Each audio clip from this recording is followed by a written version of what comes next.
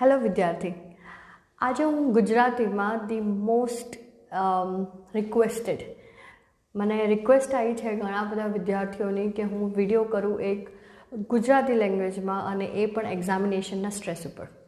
So let's do it. આજે અમે એક એવા વિષયનો સામનો કરવા જઈ રહ્યા છીએ જે અનડાઉટેડલી તમારામાંથી ઘણા લોકોને પરિચિત હશે. પરીક્ષા સંબંધિત ચિંતા અને તણાવ. પરીક્ષાઓ પહેલાં થોડી નર્વસ લાગવી એ સંપૂર્ણપણે સામાન્ય છે, પરંતુ જ્યારે તે લાગણીઓ હેવી થઈ જાય અને સ્ટ્રોંગ બની જાય ત્યારે તે તમારા પ્રદર્શનની ઉપર અસર કરી શકે છે. તેથી ચાલો આ શા માટે થાય છે એનો અભ્યાસ કરીએ અને વધુ અગત્યનું તેમાંથી નેવિગેટ કરવા માટે અસરકારક ઉપાયો એની ઉપર પણ આપણે વાત કરીએ. પરીક્ષા દરમિયાન જે તમને હેલ્પ કરી શકે છે અને પ્રદર્શન તમારું બેસ્ટ કરી શકે. શરૂ કરવા માટે એ ઓળખવું મહત્ત્વપૂર્ણ છે કે પરીક્ષાઓ પહેલાં બેચેની લાગણી એ એક સહિયારો અનુભવ છે. પરીક્ષાઓ સાથે સંકળાયેલા દબાણ અને અપેક્ષાઓ કોઈને પણ મળી શકે છે. પરીક્ષાની ચિંતાના ચિહ્નો ઝડપી ધબકારા, પરસેવો અને ધ્યાન કેન્દ્રિત કરવામાં મુશ્કેલી, નકારાત્મક વિચારો અને ઊંઘમાં પણ તકલીફનો સમાવેશ થાય છે. જો તમે આમાંના કોઈ પણ ચિહ્નોમાંથી કોઈ પણ એક વસ્તુ યા બે વસ્તુએ કોઈ પણ વસ્તુનો અનુભવ કરી રહ્યા હો તો યાદ રાખો, તમે એકલા નથી. પરીક્ષાની ચિંતામાં વિવિધ સ્ત્રોત હોય, જે નિષ્ફળતાનો ડર, ઊંચી અપેક્ષાઓનું વજન અથવા તો તૈયારી વિનાની લાગણી હોઈ શકે છે. મૂળ કારણને ઓળખવું એ ચિંતાને અસરકારક રીતે સંચાલિત કરવાની ચાવી છે.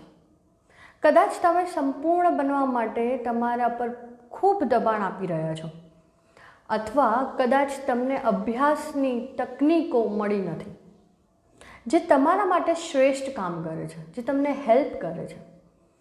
કારણને સમજવું પગલું. હવે ચાલો કેટલીક વ્યવહારુ વ્યૂહરચનાઓનું અન્વેષણ કરીએ જે તમને પરીક્ષા સંબંધિત ચિંતાનું સંચાલન કરવામાં મદદ કરી શકે છે. યાદ રાખો, એક માપબંધ બેસતો બધો અભિગમ નથી. તે તમારી સાથે પડઘો પાડે છે તે શોધવા અને આ પ્રથાઓને તમારી દિનચર્યામાં સામેલ કરવા વિશે છે. તમારી અભ્યાસ સામગ્રીને વ્યવસ્થિત ભાગોમાં તોડીને પ્રારંભ કરો. એક વાસ્તવિક અભ્યાસ શેડ્યુલ બનાવો જે તમારી શીખવાની શૈલીને સમાવી શકે છે. વિવિધ સક્રિય શીખવાની પદ્ધતિઓ જેમ કે ફ્લેશ કાર્ડ્સ, ગ્રુપ ડિસ્કશન અથવા અન્ય કોઈને સામગ્રી શીખવાનો પ્રયોગ કરો.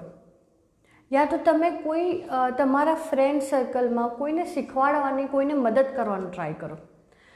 આ વસ્તુ તમે જ્યારે કરશો તો જુદી જુદી રીતે જોડાવાથી તમારી સમજને મજબૂત બનાવી શકે છે. આ પ્રક્રિયા તમારી સમજને મજબૂત બનાવે છે અને તમારો આત્મવિશ્વાસ વધારી શકે છે. તમારી દિનચર્યામાં માઇન્ડફુલનેસ અને નાની એવી તકનીકોનો સમાવેશ કરી શકો છો. તમારી જાતને કેન્દ્રમાં રાખવા અને શારીરિક તાણના પ્રતિભાવો ઘટાડવા ઊંડા શ્વાસ લેવાની કસરત કરી શકો છો. આ ક્ષણમાં હાજર રહેવા માટે ધ્યાન અને માઇન્ડફુલનેસ પ્રેક્ટિસનો પ્રયાસ કરવાનો વિચાર કરો. તમારા અભ્યાસ સત્રો દરમિયાન ટૂંકા વિરામ લેવાથી તમારા મનને આરામ આપવામાં અને ધ્યાન કેન્દ્રિત કરવામાં પણ મદદ મળી શકે. તમારી માનસિકતા મહત્વપૂર્ણ છે. તમારી સ્વવાર્તાનું નિરીક્ષણ કરો અને હકારાત્મક સમર્થન સાથે નકારાત્મક વિચારોને પડકાર આપો. સંભવિત નિષ્ફળતાઓ પર ધ્યાન આપવાને બદલે તમારી શક્તિઓ પર ધ્યાન કેન્દ્રિત કરો અને ભૂતકાળની સફળતાઓને તમે યાદ કરો.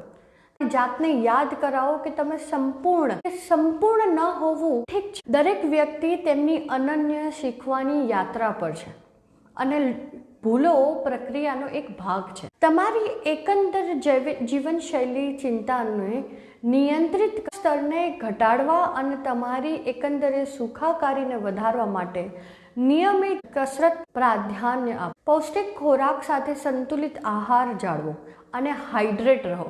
ખૂબ જ પાણી પીઓ. ગુણવત્તાયુક્ત ઊંઘ નિર્ણાયક છે, કારણ કે સારી રીતે શાંત મન પડકારોને હેન્ડલ કરવા અને માહિતી જાળવવી રાખવા માટે વધુ સારી રીતે સજ્જ થાય છે.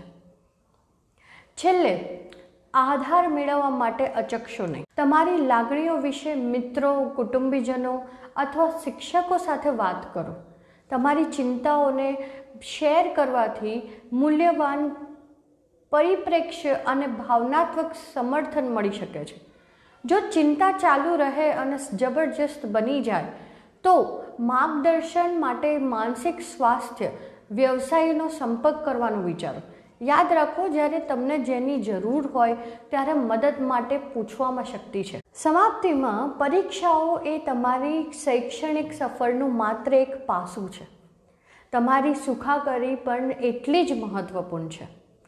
આ વ્યૂહરચનાઓનો સમાવેશ કરીને અને તમારા તણાવને નિયંત્રિત કરવા માટે પગલાં લઈને તમે વધુ આત્મવિશ્વાસ અને સ્થિતિસ્થાપકતા માટે પરીક્ષાઓનો સંપર્ક કરી શકો. તમારી અંદર શક્તિ છે. જો તમને આ ટિપ્સ મદદરૂપ લાગી હોય તો તમે તમારા સાથી વિદ્યાર્થીઓ સાથે આ વિડીયોને લાઈક, સબસ્ક્રાઈબ અને શેર કરવાનું ભૂલશો નહીં. આગામી સમય સુધી કાળજી લેજો અને ખૂબ અભ્યાસ કરો. All the best.